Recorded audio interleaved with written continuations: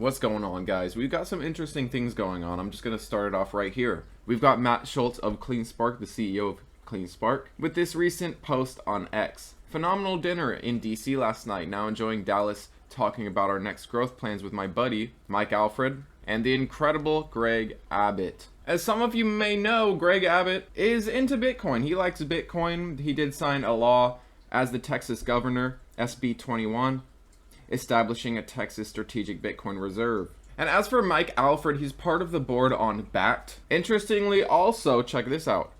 I don't know if this is up to date or not, but it says here Mike serves on the board of Iron. I didn't know that. We also have recent news that Matt Schultz met with Scott Bessent and Tim Scott. Apparently, the U.S. government also plans to continue to accumulate additional Bitcoin. Is it just words? Are they just going to continue to accumulate Bitcoin from taking it from illegal activity? Or do they have a plan coming? We'll have to wait and see. I don't know. But here's Matt Schultz. Just finished a dinner with Secretary Bessent and Chairman Scott. We talked about market structure bill, talked about the economy, talked about the 11 finalists for the chair of the Fed. We talked about the strategic Bitcoin reserve. No other crypto or AI folks were there. TikTok. Matt, are you drunk or this information can be disclosed?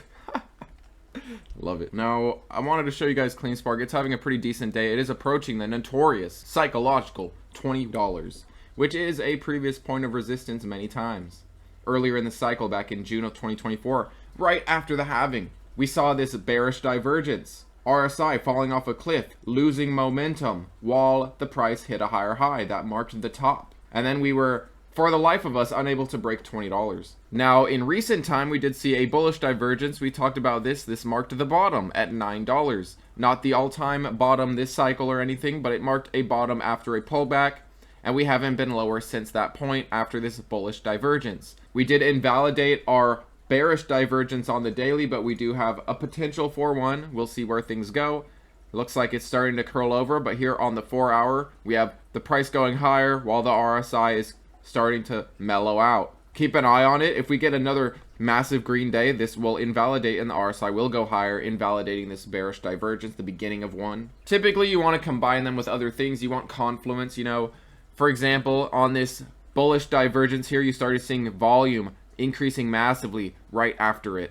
On this bearish divergence, you started seeing a little bit of sell volume, more than normal. Also, if you're seeing a bullish or bearish divergence when you're either heavily overbought or heavily oversold, that's another good sign. Not seeing like a bullish divergence in the middle when the RSI is around 50. But yeah, looking at CleanSpark, I wouldn't be surprised to find 20 as a short-term resistance, get a little consolidation here. That's what I'd actually like to see. I'd like to see a base being established, not just continuing to spike, because what comes up fast will come down fast. We want to establish some supports. But yeah, how are you guys feeling lately about CleanSpark, about Bitcoin, about the other Bitcoin miners? Many of them are starting to outperform Bitcoin again. There are points in the cycle where they will outperform during the great times. They will, of course, underperform during the bad times.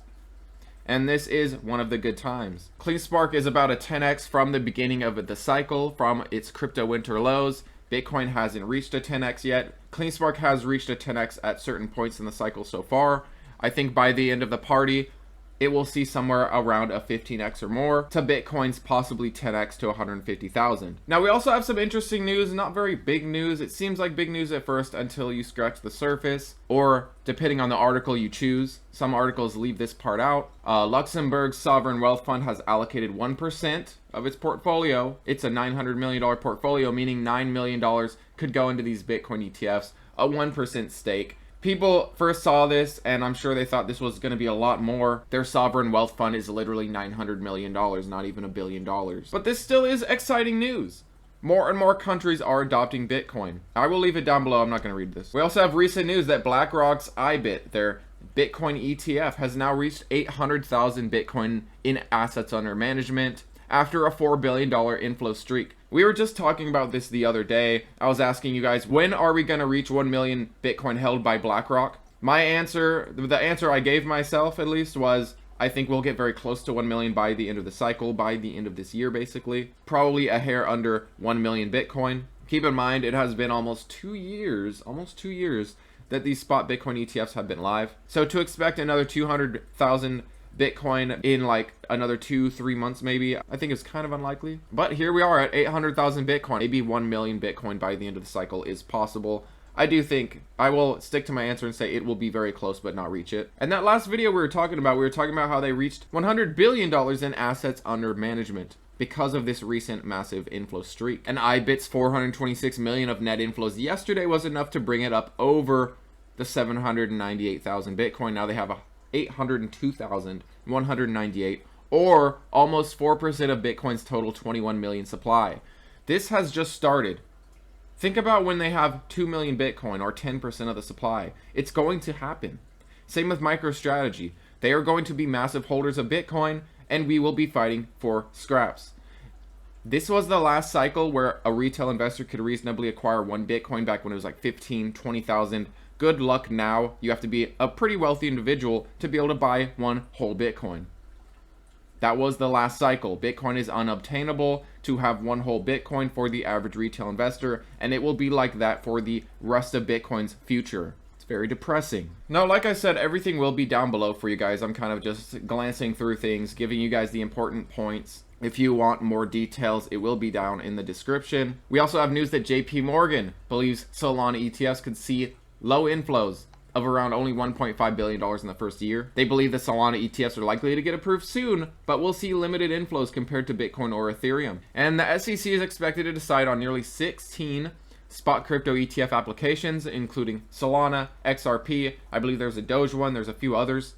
The SEC recently simplified the process, introducing generic listing standards, basically meaning more approvals are coming. And this has led to a surge of ETF proposals. The deadline for the spot Solana ETF is October 10th, so we will see very soon. And there's already futures contracts at CME.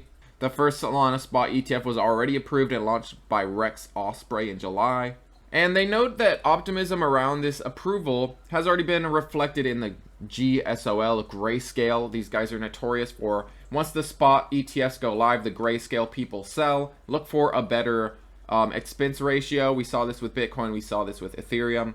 Just the only fund basically that's seeing consistent outflows, money flowing from them, going to other ones with better fees. And this $1.5 billion in net inflows that they expect would be about 1/7 seen by the ETH ETFs. I personally think that they're going to be proven wrong, and we may see as much as $3 billion in inflows. I mean, we're talking about a whole year. For them to do 1/7 of what ETH has done, I find that a little unlikely, but I guess time will tell. They also cite weaker investor perception of Solana compared to Ethereum. I honestly think people see Solana as a better Ethereum. Lower fees, quicker transactions. Maybe I'm wrong there. I personally like and hold both. I think both of these alts are relatively safe alts. They're literally in the top alts. You're not taking a very high risk with them. If you want to get into alts, you're likely looking at ETH and Solana, or Solana, if you're not trying to go too far down the list, too far down the rabbit hole into the really risky things where it is basically a coin flip if you're going to make money or lose money. So we'll see in time. Another thing to think about is if they get approved now, we've basically got maybe a couple months of the cycle left. If we do see a typical crypto winter, which some people believe isn't going to happen, I'm on the side that does believe there are going to be pullbacks in 2026. We will see buying opportunities in the future.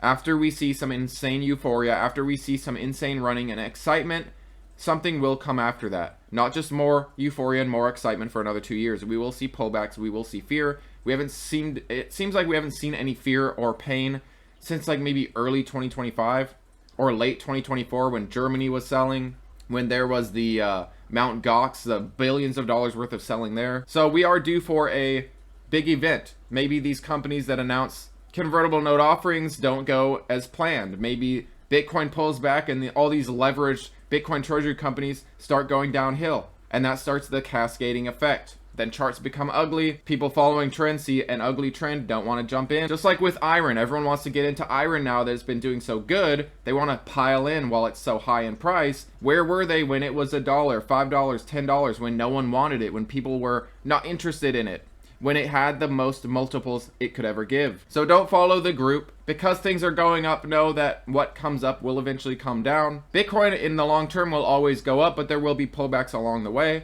I do believe we will see a crypto winter. It might not be as severe as past ones. That's my suspicion. It won't be like a 80%, 90%, 70% drop. Maybe it'll be 50%. Maybe it'll be 40% over, a year or so. But what do you guys think? Do you think we're going to see a crypto winter? Do you think we're not going to see a crypto winter and Bitcoin just is going to go up forever, never stop? I guess I'll bring this around to my point that maybe these Solana ETFs, maybe there's something that JP Morgan is considering. Crypto winter. Who's going to pile into these spot ETFs, Solana, Bitcoin, whatever, if we're seeing pullbacks and drawdowns and fear and pain? Maybe they are factoring that in. I kind of doubt it. I feel like these investment firms and so on and so forth don't really follow the cycle. And a lot of people aren't believing in the cycle at this point, even though we haven't been proven wrong yet. If we do see an insane rally in October and November, I would expect some cool down. I would expect some pullbacks because the cycle is perfectly playing out like it has. There's no reason to think otherwise yet. Just like last cycle, people are saying, oh, all this institutional adoption. And what still happened in 2022? Exchanges went under. We saw massive pullbacks. There will be buying opportunities, in my opinion. If you believe something else, that's perfectly fine. I do think we will see crypto winters. I do think they will be tame moving forwards. But there is a cyclicalness to it. We will see Bitcoin run up at times, and we will see Bitcoin pull back at times. We will see a lot of greed at times, and we will see a lot of fear at times. But if you made it this far, thanks as always for watching, guys. I definitely appreciate you. One more thing. Let's look at Solana. There's a couple things I'm noticing. People were asking about Solana. That's another reason I'm going back to this again. So first off, we got a pattern that Solana is likely to play out. We've got a tightening. Following this trend and following that trend. We got two trends. One will take over. Look for a break up or a break down. Also, we've got Solana resting at the 50 MA. If it breaks, we're likely to come test some previous lows in 108 or 208, I should say 208. If it holds up, we're going to bounce and probably test our highs here, the 230 area. We do have a potential for a bullish divergence. We'll see where it plays out. I mean, give it a couple days probably, but we have the potential, the price coming down, it looks like, and the RSI is hitting a higher low. Depends on what happens. It's not playing out yet. We'll see if it actually goes lower or if it starts to bounce here. But this is a potential bullish divergence. This could mark a short-term bottom. Kind of like what we saw here, the price starting to regain momentum right here, but it was still going down at this point. Keep an eye on the divergences. Here was one back here in September. We started seeing the RSI pick up when the price was basically going sideways, if not a little farther down. So maybe that's something we can see here soon. I do think Solana, the alts, Bitcoin will fare very well over the next couple of months, as we're approaching a very high likelihood for rate cuts, as we look at every past cycle and see how performance does. I am very optimistic over the next couple of months. Make sure you're taking profits while times are good, while things are running. Don't be piling in. Take profits. That is it, guys. Thanks as always for watching, and I'll see you tomorrow.